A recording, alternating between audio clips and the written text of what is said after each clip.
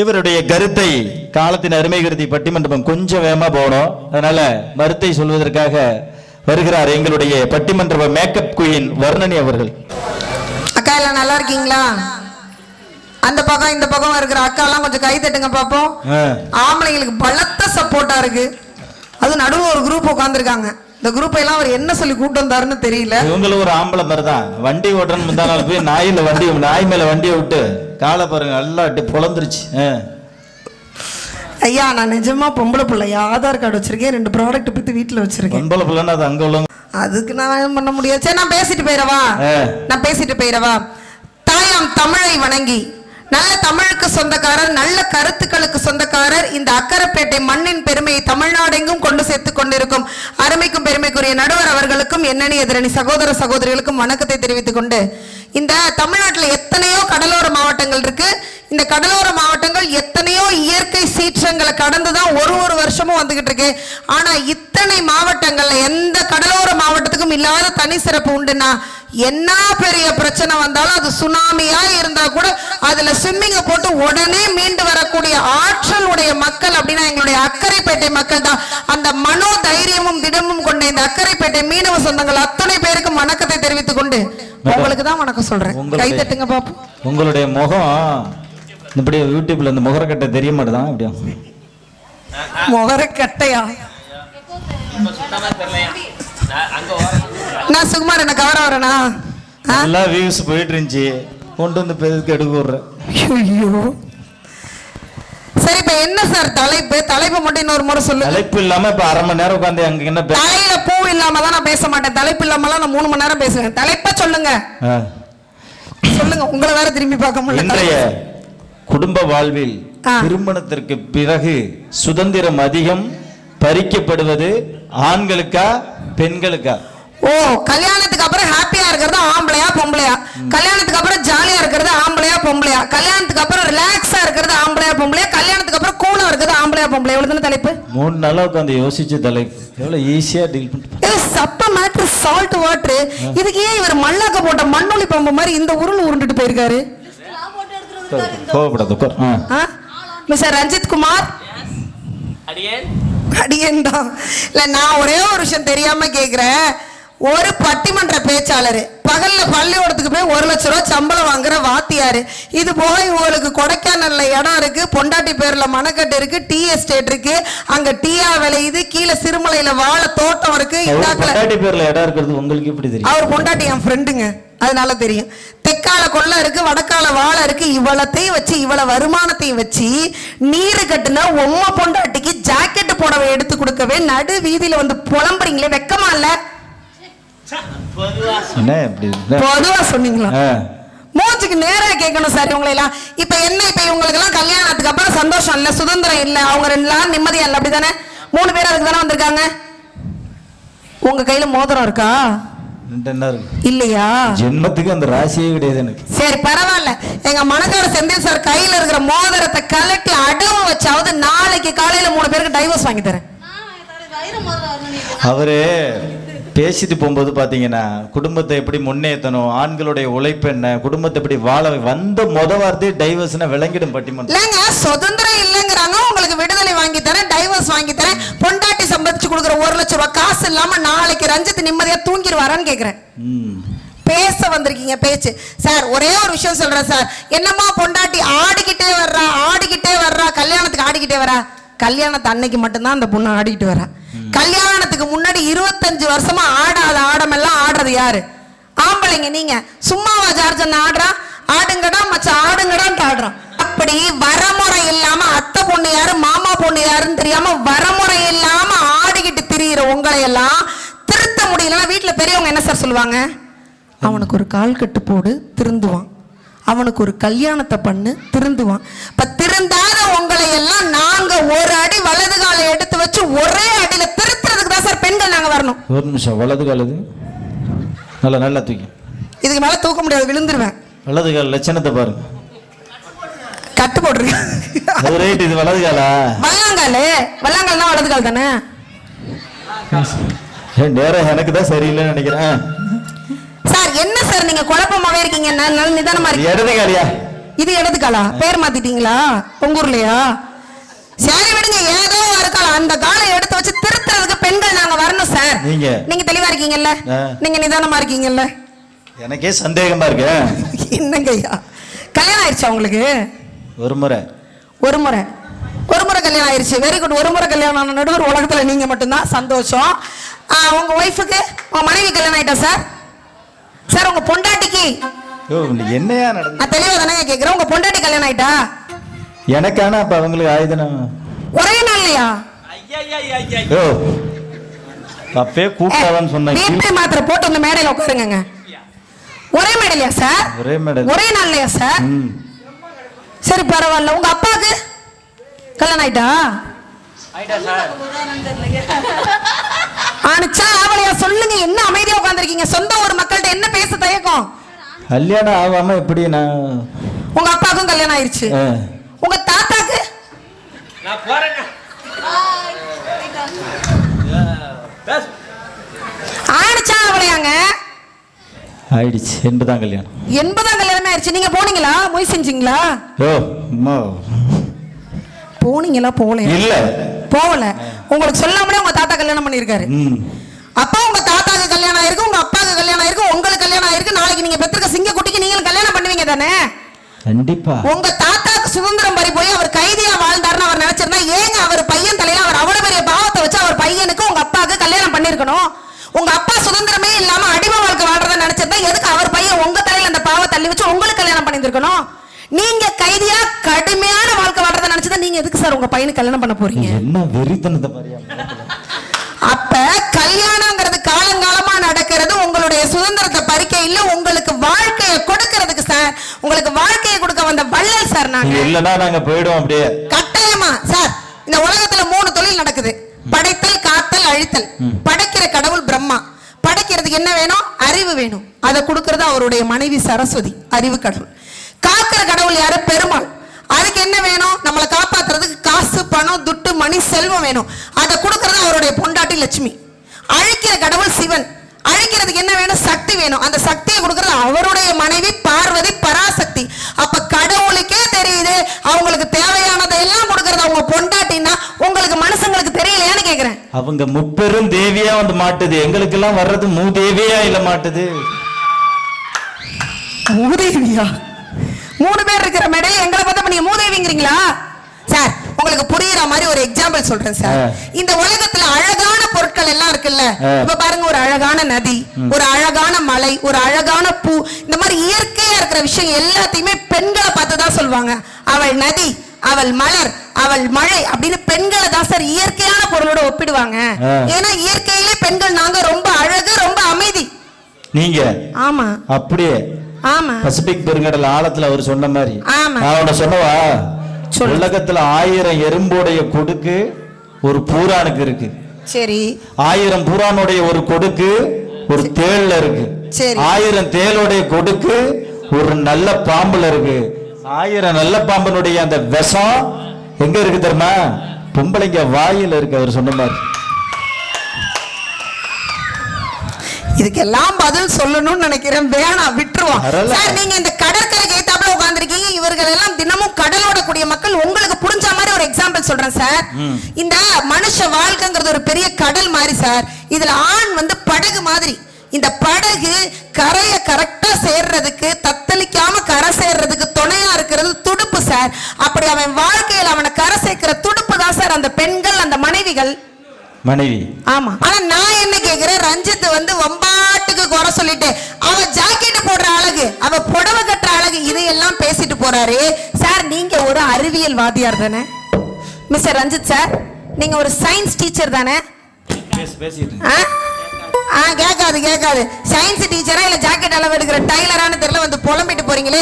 இத்தனை ஆண்களும் பெண்கள் மேக்கப் போடுறதையும் பெண்கள் பட்டு புடவை கட்டுறதையும் குறை சொல்றீங்களே. உங்க எல்லாருக்கும் நேரா கேக்குறேன், பட்டு புடவை கட்டுறது எவ்வளவு கஷ்டம் தெரியுமா? இந்த கட்டி இருக்கேன், வேர்த்து ஊத்திக்கிட்டு இருக்கு. மேக்கப் போடுறது எவ்வளவு கஷ்டம் தெரியுமா? அரிக்குது, எரியுது. ஆனா இதையும் தாண்டி பெண்கள் ஏன் பட்டு புடவை கட்டுறோம், மேக்கப் போடுறோம் தெரியுமா? சொல்லுங்க. ஒரே ஒரு விஷயம் சார். பெண்கள் ஒரு ஆணோட தன்னுடைய கணவனோட ஒரு கல்யாணத்துக்கு, காது குத்துக்கு, திருவிழாக்கு, கும்பாபிஷேகத்துக்கு, கோயிலுக்குன்னு கிளம்பி போகும்போது இப்படி பல பலன மேக்கப் போட்டு ஜிகு ஜிகுன்னு புடவையை கட்டி போய் இறங்குனா என்ன சொல்லுவாங்க? பா செந்தில் பாரு பொண்டாட்டி எப்படி ரதி மாறி வச்சு தாங்குறான்னு உங்களுக்கு நல்ல பேர் கிடைக்கணுங்கிறதுக்காக இவ்வளவு கஷ்டத்தையும் பொறுத்துக்கிற தியாகிகள் சார் நாங்க. அதாவது நீங்க அப்படி எல்லாம் போறதுனால எங்களுக்கு நல்ல பேர் கிடைக்குது. ஆனா வாங்குற கடன் எவ்வளவு தெரியுமா? துன்பப்பட்டு துயரப்பட்டு சார் இஷ்டப்பட்டு கஷ்டப்பட்டு ஆசைப்பட்டு வாங்கி கொடுக்கறது சார். அது இதுக்கு மேல பெண்கள் சீரியல் பாக்குறோம், டிவி பாக்குறோம், எல்லா ஆம்பளையும் குறை சொல்றீங்களே, எதுக்கு நாங்க சீரியல் பாக்குறோம்? எதுக்கு எங்க அக்கா எல்லாம் சீரியல் பாக்குறாங்க? எங்களுக்கு ஆண்களுடைய உழைப்போட அருமை தெரியும். ஒரு காசையும் என் புருஷெல்லாம் வேர்வையை சிந்தி ரத்தத்தை சிந்தி உழைக்கிறதோட அருமை எனக்கு தெரியும் சார். அவ்வளவு கஷ்டப்பட்டு ஒரு ஆம்பளை சம்பாதிக்கிற காசுல 399 ரூபாய் ரீசார்ஜ் பண்ணி அந்த டிவி ஓடுது. அதை சும்மா அமர்த்தி போட்டா அவரோட உழைப்பு வீணா போயிரும் இல்லையா சார்? ஓடுதுல்ல, அதுல கரண்ட் பில் யாரு? உங்க அப்பா வந்து கட்டுவாரு. ஏன் உங்க அப்பா கட்ட மாட்டாரா? அதே ஆம்பளை தானே கட்டுறான். எவ்வளவு பெரிய விஞ்ஞான தத்துவம் பாரு. இதுல இருந்து வந்து பெண்கள் 90 போடுறீங்க அது தப்பு, பெண்கள் 90 போடுறீங்க அது தப்பு. நான் கேக்குறேன், ஆம்பளைங்க 90 போட்டா தப்பு இல்ல, பெண்கள் 90 போடுறதுதான் தப்பா? ஆம்பளை எப்படிமா 90? யாரோ ஒரு அக்காக்கு மட்டும் புரிஞ்சிருக்கு, லாங்ல இருந்து சிரிக்குது. ஆம்பளை 90 போடுறது தப்பு இல்ல, பெண்கள் 90 போட்டா தப்பா? 90 அந்த அங்க ஆனா நல்ல வாசனையே நல்ல மாப்பிள்ளை தான் உங்க ஒரு மாப்பிள்ளை சார். ஒன்னே ஒரு விஷயம் சொல்றேன், புருஷன் மேல காதல் வச்ச, பாசம் வச்ச, ஆசை வச்ச, அன்பு வச்ச, நேசம் வச்ச, அக்கறை வச்ச மனைவி 90 தான் போடுவான். அக்கறைப்பட்ட மனைவியா? எந்த ஒரு மனைவியா இருந்தாலும் 90 தான் போடுவா. ஏன்? இந்த புடவை 6.5 மீட்டர், நாளைக்கு காலையில போய் இதை நான் அவுத்து போட்டேன்னா அதை எடுத்து சர்ஃப்ல முக்கி கும்மி பார்டர் தனியா புடவை தனியா கசக்கி தண்ணியில அலசி எடுத்து நல்ல தண்ணியில முக்கி எடுத்து காய வச்சு காஞ்சதுக்கு அப்புறம் எடுத்து அயன் பண்ணி மடிச்சு வைக்கிறது எவ்வளவு பெரிய வேலை. ஏன் புருஷன் பாவம் இல்ல இவ்வளவு வேலையும் அவரை செய்ய சொல்றது? நைட்டிய போட்டுக்கிட்டு அதையும் ஒரு நாளைக்கு ஒருக்க கூட துவைக்கலாம், ஒரு 3 நாளைக்கு ஒருக்க துவைங்க மாமான்னு சொல்லிட்டு போயிருவான், அவ்வளவுதான். அதுக்குதான் நைட்டி போடுறோம். ஆனா இங்கே வந்து பெண்கள் நீங்க எல்லாம் எங்களோட பனியனை பயன்படுத்துறீங்க சார். இந்த பட்டு புடவை கட்டுறோம், 3900 ரூபாய்க்கு ஆரி ஒர்க் வச்ச ஜாக்கெட்டே போடுறோம். இந்த திருவிழா, இந்த கும்பாபிஷேகம் நாளைக்கு நடக்கும். நாளைக்கு சப்தகன்னி கும்பாபிஷேகம் நல்லபடியா முடிஞ்சு சாமி இறங்கி அபிஷேகம் எல்லாம் முடிஞ்சதுக்கு அப்புறம் ஊர்ல யாரோ ஒரு பெரிய அம்மாக்கு அருள் வந்து அந்த இடத்துல எங்களை மாதிரி யாரோ ஒரு அக்காவை பார்த்து அந்த அக்கா 10,000க்கு புடவை கட்டட்டும், 4,000க்கு ஜாக்கெட் போட்டுட்டோம். ஏமா உன் புருஷன் ஆயுசுக்கு ஒரு கண்டம் இருக்குமா, இந்த இடத்துல இந்த கோயில்ல நீ மடிப்பிச்சை எடுத்து காணிக்க செலுத்துமா அப்படின்னு சொன்னா புடவைய பார்ப்போமா, ஜாக்கெட்டை பார்ப்போமா, அலங்காரத்தை பார்ப்போமா, எதையுமே பார்க்காம அந்த புடவையை தூக்கி மடிப்பிச்சை எடுப்போமே பெண்கள் நாங்க. அதான் சார் பெண்கள். நீங்க கட்டியிருக்க வேஷ்டி அம்மன் ஜல்லிய பிரயோஜனப்படுமா? இதுல வேற வந்து எங்க பணியனை தான் வச்சுக்கிறீங்க, எங்க பணியனை தான் ரசம் இறக்க வச்சுக்கிறீங்க, எங்க பணியனை தான் கரித்துணியா பிடிக்கிறீங்க. எதுக்கு பிடிக்கிறோம்? எதுக்கு பிடிக்கிறோம்? இந்த சனியம் தான் அடுப்படையில பயன்பட மாட்டேது, அது போட்டு பணியனையாவது பயன்படுத்துவோம் பிடிக்கிறோம் சார் பெண்கள் நாங்க. நல்லா தட்டுங்க, நல்லா தட்டுங்க அக்கா.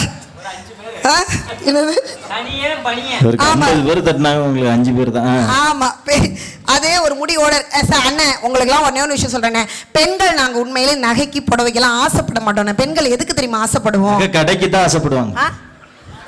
கடைக்கு தான் சத்தியமா ஆசைப்படுவோம். போன மாசம் அச்சய திருதிக்கு காப்பவுன்னு எடுத்திருப்போம். இந்த ஜூன் மாசம் பள்ளிக்கூடம் திறந்துட்டு என் பிள்ளைக்கு பீஸ் கட்ட அந்த காப்பவுன்னு எங்க அக்கா எல்லாம் அடம் வச்சுட்டு தெரிவாங்க சார். அதான் சார் பெண்கள். நீங்க சேர்த்து வைக்கிற பாட்டில் வச்சு 10 பைசாக்கு மேல வாங்க முடியுமான்னு கேக்குறேன். அண்ணன் உங்களை எல்லாம் நாங்க நகை வாங்கி தர சொல்லல, புடவை வாங்கி தர சொல்லல. ஒரே ஒரு டெக்னிக் சொல்றேன், ஃபாலோ பண்ணுங்க. நீங்க உங்க பொண்டாட்டிக்கு பிறந்த நாள் வருது, கல்யாண நாள் வருது, பொண்டாட்டியை கூப்பிடுங்க. அம்மா ஆமா நாகப்பட்டினம் கடத்தர் போயிட்டு வருவோம்னு சொல்லுங்க. கிளம்புவாங்க, வண்டியில ஏறி உட்கார வைங்க. நேரா நகைக்கடை வீதிக்கு போங்க, உங்களுக்கு பிடிச்ச நகைக்கடை கிட்ட நிறுத்துங்க. அங்க பொம்மை போட்டிருக்க நெக்லஸை காமிங்க. அம்மா இந்த பாரு, இந்த ஆரம் எனக்கு ரொம்ப பிடிச்சிருக்கு, அது அந்த பொம்மை கழுத்துலயா இருக்கணும், இல்லம்மா அது உன் கழுத்துல இருக்கணும், எப்படியாவது உன் அடுத்த பிறந்த நாளுக்குள்ள வாங்கி தாரேன்னு சொல்லுங்க. வாங்கி தர வேணாம், வாங்கி தாரேன்னு சொல்லுங்க. எங்க அக்கா முகத்துல ஒரு சந்தோஷம் வரும் பாருங்க. அப்படியே திரும்பி மூராசன் வாசலுக்கு போங்க, அங்க ஒரு பொம்மை புடவை கட்டிக்கிட்டு நிக்கும். அந்த புடவைய பாருங்க, அது என்னடி பொம்மை கட்டிருக்க, அது நீ கட்டுனா நீ தேவதை மாதிரி இருப்ப, உன்னோட பிறந்த நாளைக்கு இந்த புடவையை எடுத்து தாரேன்னு சொல்லுங்க. வாங்கி தர வேணாம், நீங்க சொன்னா மட்டும் போது நாங்க சந்தோஷமா இருப்போம். ஒரு இடத்துக்கு எங்க அக்கா சீக்கிரமா கிளம்பலையா, நடி தேர மாதிரி அசைஞ்சுக்கிட்டு இருக்க, திருவாரூர் தேரா சீக்கிரம் கிளம்பி வெளில வாடி அப்படி சொல்லக்கூடாது. எப்படி சொல்லணும் தெரியுமா? அதே திருவாரூர் தேரை ரொம்ப அழகா பாட்டு பாடி திருவாரூர் தேரே பக்கம் வாடின்னு நீங்க கூப்பிட பழகணும். சொல்றதுல தாங்க நான் இருக்கு. இத சொல்ல திண்டுக்கல் போட்டு என்ன வேலை, நீ திருடிக்கிட்டு போனா குத்தமில்ல. நல்லா இருக்கு.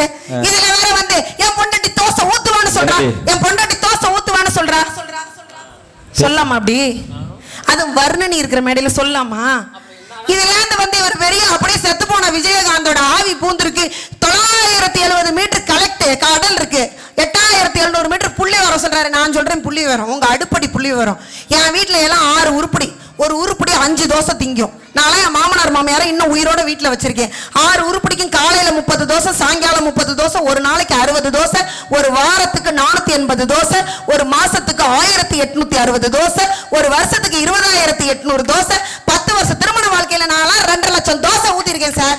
ஊத்தவான்னு கேக்குறப்ப திங்க தெரியுது. ஊத்துவான்னு சொன்னா அந்த மாவை எடுத்து ஊத்துனா தோசை வராதா, இட்லி வராதா? ஆனா நாங்க அதுக்கு ஆசைப்படல, அதுக்கு நாங்க ஆசையே படல. உங்களை நாங்க தோசை ஊத்தி கேட்கல. என்ன தெரியுமா கேக்குறோம்? கொடுத்தது கணக்கு பாக்குறீங்க சார். என்ன தெரியுமா கேக்குறோம்? நாங்க தோசை ஊத்தி கொடுக்கும்போது தோசை நல்லா இருக்குமா சொல்ல வேணாம். தோசை எடுத்துட்டு வா சேர்ந்து சாப்பிடலாம் சொல்ல வேணாம். தோசையை சாப்பிட்டு முடிச்சிட்டு கையை கழுவி ஏப்ப விடுவீங்கல்ல, அந்த கேப்ல நீ சாப்பிட்டியா அப்படின்னு எத்தனை ஆம்பளை சார் கேக்குறீங்க? நீ சாப்பிட்டியான்னு கூட கேட்காத ஆம்பளைகளுக்காக சுதந்திரத்தை விட்டு அடுப்படியில கருகிற எங்க பெண்களுக்கு சுதந்திரம் போயிருக்கா, இவங்களுக்கு சுதந்திரம் போயிருக்கா? நீங்க முடிக்க சொல்லிட்டீங்க சார். ஒரே ஒரு விஷயம், பொண்டாட்டின்னு ஒருத்தி உங்க வாழ்க்கையில வரும்போது சும்மாவா வரா? மோதிரம் எடுத்துட்டு வரா, செயின் எடுத்துட்டு வரா, கட்டில் எடுத்துட்டு வரா, மெத்த எடுத்துட்டு வரா. அத்தனை சீரி எடுத்துக்கிட்டு உள்ள வரவதான் பொண்ணு. அவ எடுத்துட்டு வர கட்டில் மெத்த தலையான தட்டு கட்ட குடும்பத்துக்கு தட்டு வரைக்கும் எடுத்துட்டு வரா. அதெல்லாம் வரதட்சணை வாங்குறாங்க. ஆமா ஆமா. வரதட்சணையுடைய வரலாறு தெரியுமா உங்களுக்கு? வரதட்சணைக்கெல்லாம் சொல்றேன் கேட்டுக்கங்க. இந்த இடத்துல சொல்றது ரொம்ப பொருத்தமா இருக்கும். இப்ப புயல் அடிக்குது, அதுக்கு ஒண்ணு கொடுப்பாங்க அரசாங்கத்துல இருந்து. அதுக்கு பேர் என்னன்னா புயல் நிவாரண நிதி இல்லையா? பூகம்பம் வரும், அதுக்கு ஒரு நிதி கொடுப்பாங்க, பூகம்ப நிதின்னு பேரு. இடையில கொரோனா வந்துச்சு, அதுக்கு ஒரு நிதி கொடுத்தாங்க, அதுக்கு பேர் என்னன்னாக்கா கொரோனா நிதின்னு பேரு இல்லையா? அப்பப்ப வந்து போற சின்ன சின்ன இடையூறுக்கே அரசு நிவாரணம் கொடுக்குது. ஆனா காலம்புலா உங்களை வச்சு மாரடிக்கிற எங்களுக்கு வாழ்க்கையில உங்க ப்ராடக்ட், அதாவது உங்களுடைய பெற்றோர்கள் மூலமா எங்களுக்கு தரப்படுவதுதான் அந்த வாழ்க்கை நிவாரண நிதி. அது பேர் வரதட்சணை கிடையாது. என்னமோ நீங்க பிச்சை போட்டு நாங்க அதை அப்படியே வாங்கிட்டு போறோம். வாழ்க்கை நிவாரண நிதி. ஆமா. ஓ, புயல் அடிச்சா நிதி, மழை அடிச்சா நிதி, பூகம்பம் அடிச்சா நிதி. அப்ப அடிச்சிட்டு நிதி கொடுத்தா வாங்கிப்பீங்க. நாங்க நிதியை கொடுத்துட்டு அடிக்கிறோம், அதையும் வாங்கிங்க சார். ஏன் சார் மேல போட்டு புலம்புறீங்க? அடிப்பாங்களாமா? ஆனா நீங்க இப்படி எல்லாம் எதுவுமே சொல்லாம வெறும் மூட்டையை மட்டும் நான் தூக்கிட்டு வரேன், என்னை நம்பி வாமான்னு சொன்னா கூட கழுத்தை நீட்டுறவதான் சார் பொண்ணு. முடிக்க சொல்லிட்டீங்க. அவருக்கு 2 விஷயத்துக்கு பதில சொல்லிட்டு நான் போய் உட்காந்துறவா? இங்க வந்து நாத்தனார்ட்ட உம்மனரு, மாமியார்ட்ட கம்மனரு. எந்த ஊர்ல நடக்கும் இது? நீங்க என்ன லூசா? நாங்க எங்க அப்பா ராஜாவே இல்லைனாலும் எங்களை எல்லாம் இளவரசி மாதிரி வச்சு பார்த்துப்பாங்க. நாங்களும் எங்க புருஷன் தேசிங்கு ராஜான்னு நினைச்சு அந்த வீட்டுக்கு ராணியா வாழ போவோம். ராணியா வாழ போற எங்களை சாணிக்கு மேல மிதிச்சு போனி பண்றதுக்கு அங்க ஒரு ராஜமாதா உட்கார்ந்துருக்கு, அதுக்கு பேரு மாமியார். ஏக்கா நீங்க எல்லாம் லைவாய் விளம்பரம் பார்த்திருக்கீங்கல்லக்கா? சோப்பு போட்டு குளிக்கிறதுக்கு முன்னாடி நிறைய கிருமி இருக்கும். சோப்பு போட்டு குளிச்சதுக்கு அப்புறம் 2 கிருமி நின்றுட்டே இருக்கும். அந்த 2 கிருமி யார் தெரியுமா? கிருமி 1 மாமியார், கிருமி 2 நாத்தனாரு. எந்த விஷத்துக்கு அழியாத இந்த 2 கிருமி கிட்ட நாங்க கம்முன்னு உம்முன்னு இருக்கணுமா? தொட்டதுக்கெல்லாம் குறை சொல்லு சார் எங்க மாமியாரு. அக்கா யாராவது மாமியார் பேர்ல இடம் வாங்கி போட்டிருக்கீங்களாக்கா? இந்த அக்கரைப்பேட்டையில ஒருத்தர் மாமியார் பேர்ல இடம் வாங்கி போட்டுன்னு சொல்லுங்க. நம்ம மணக்காடு சங்கில் சாரோட செயினை கட்டி கொடுக்குறேன். அவர் மோதிரம் செயின் போட்டுறது ஒண்ணு பிடிக்கல. யாரா வாங்கி போட்டிருக்கீங்களாக்கா? நான் வாங்கி போட்டிருக்கேன்க்கா. நான் வாங்கி போட்டிருக்கேன். மாமியார் பேர்ல. ஏன் மாமியார் பேர்ல இடம் வாங்கி போட்டேன் சார்? அதுக்கு கூட நம்ம திட்டுது சார். எனக்கு என்ன சந்தேகம்? சத்தியமாக்கா இடம் என்ன விலை விக்குது, ஏரியா எவ்வளவு பீக்ல போயிட்டு இருக்கு, இடம் விக்கிற விலையில பின்னாடி பெரிய காசு கொடுத்து வாங்க முடியாதுன்னு எங்க வாஞ்சூர் பக்கம் ஆத்தங்கரையோரமா 6க்கு 3 அடக்கம் பண்ண அட்வான்ஸா இடம் வாங்கி போட்டுட்டேன் சார். காலி பண்ண முடிவு பண்ணியாச்சு. அட்வான்ஸா வாங்கி போட்ட இதுக்கு கூட திட்டு சார் அந்த அம்மா. சார் என் வீடு, என் அப்பா வாங்கி போட்ட சோஃபா, என் அப்பா வாங்கி போட்ட டிவி, என் அப்பா வாங்கி போட்ட ஏசி, என் அப்பா வாங்கி போட்ட தட்டுல என் அப்பா வாங்கி கொடுத்த முறுக்க நான் தின்னும் போது என் தொண்டையில சந்தோஷமா இறங்கும். என் புருஷன் வீடு, என் அப்பா வாங்கி போட்ட சோஃபா, என் அப்பா வாங்கி கொடுத்த டிவி, என் அப்பா வாங்கி கொடுத்த ஏசி, என் அப்பா வாங்கி கொடுத்த தட்டுல என் அப்பா வாங்கி கொடுத்த முறுக்க வச்சு கால் நீட்டி போட்டு ஒரு வாய் முறுக்கு இறங்கும் போது என் மாமியார் வில்லி மாதிரி பார்த்தா அந்த முறுக்கு வயித்துல இறங்குமா சார்? யாருக்கு சார் சுதந்திரம் இருக்கு? சொல்லுங்க சார், யாருக்கு சுதந்திரம் இருக்கு? இதுல எல்லாத்துக்கும் மேல வந்து சொன்னாரு, பெண்கள் சுமங்கலியா சாகணும்னு வேண்டுவீங்க, ஆண்கள் சுயமான யாருக்குமே சுமை இல்லாம சாகணும்னு வேண்டுவோன்னு. யதார்த்தத்தை சொல்றேன். இத்தனை ஆண்கள் இருக்கீங்க, இத்தனை பெண்கள் இருக்கீங்க. பெண்கள் என் புருஷனுக்கு ஆயுசு அதிகமா இருக்கணும்னு இங்க பொட்டு வைப்போம், இங்க மஞ்சள் தடவுவோம், தாலிக்கு பொட்டு வைப்போம், சுமங்கலி பூஜை இருப்போம், விளக்கு பூஜை எடுப்போம், செவ்வாய் வெள்ளி வீட்டுல விளக்கு ஏத்துவோம், சாம்பிராணி போடுவோம், சாமி கும்பிடுவோம். எந்த ஆம்பளையாவது என் பொண்டாட்டி நல்லா இருக்கணும் 100 ஆயுசுன்னு ஏதாவது ஒரு விரதம் இருந்தா சொல்லுங்க, நான் இந்த இடத்துல நம்ம மணக்காடு செந்தில் சார் செயினை கழட்டி உங்களுக்கு போடுறேன். கல்யாணம் ஆயிட்டா? இந்த ப்ராடக்டோட ஓனர் எங்க இருக்கீங்களாக்கா? இந்த ப்ராடக்ட கொஞ்சம் கவனிங்க, சவுண்ட் அதிகமா இருக்கு. ஒரே ஒரு விஷயத்த சொல்லி முடிக்கிறேன். ஆண்கள் நாங்க சுமங்கலியா போகணும்னு ஆசைப்படுவோம், நீங்க சுமை இல்லாம போகணும்னு ஆசைப்படுவீங்க, சந்தோஷம், ஒத்துக்கிறேன். ஆனா பெண் எப்ப தெரியுமா சுமங்கலியா போகணும்னு ஆசைப்படுவா? 40 வயசுலயோ 45 வயசுலயோ 50 வயசுலயோ போனாதான் சுமங்கலியா போகணும்னு ஆசைப்படுவா. அதே பொம்பளை 85 வயசு வரைக்கும் வாழ்ந்துட்டான்னு வைங்களேன், 95 வயசுலயோ 93 வயசுலயோ அவளை கட்டின புருஷன் தடுமாறிக்கிட்டு இருக்கும் போது நம்ம இருக்கிறோம் இந்த கிழவனை பார்த்துக்க, நமக்கு அப்புறம் மருமவளோ அடுத்த வீட்டுல எய்த்த வீட்டுல உள்ளவளோ அவளை நல்லா பார்த்துக்க மாட்டா. நம்ம சுமங்கலியா போய் சேரலன்னா கூட பரவாயில்ல, தான் புருஷன் கஷ்டப்படாம முன்னாடி போய் சேரட்டும்னு இதே கடவுள்கிட்ட கையெடுத்து கும்பிடக்கூடிய ஒரு ஜீவன் உண்டுனா அது பெண்கள் தான். காலத்துக்கும் தன்னுடைய சுதந்திரத்தை இழந்து உங்களுக்காகவே வாழக்கூடிய பெண்களை குறை சொல்லாதீர்கள். சொன்னீங்கன்னா சொன்ன வாய் செரிக்காது. தீர்ப்பு கொடுத்தவருக்கு சாப்பிட்ட சாப்பாடு செரிக்காது. ஆரம்பத்திலே உன் கண்ணு பட்டு மைக்கு போட்டுட்டு எனக்கு ஒரு நல்ல வாய்ப்புக்கு நன்றி கூறி இடம் அமர்கிறேன். நன்றி, வணக்கம்.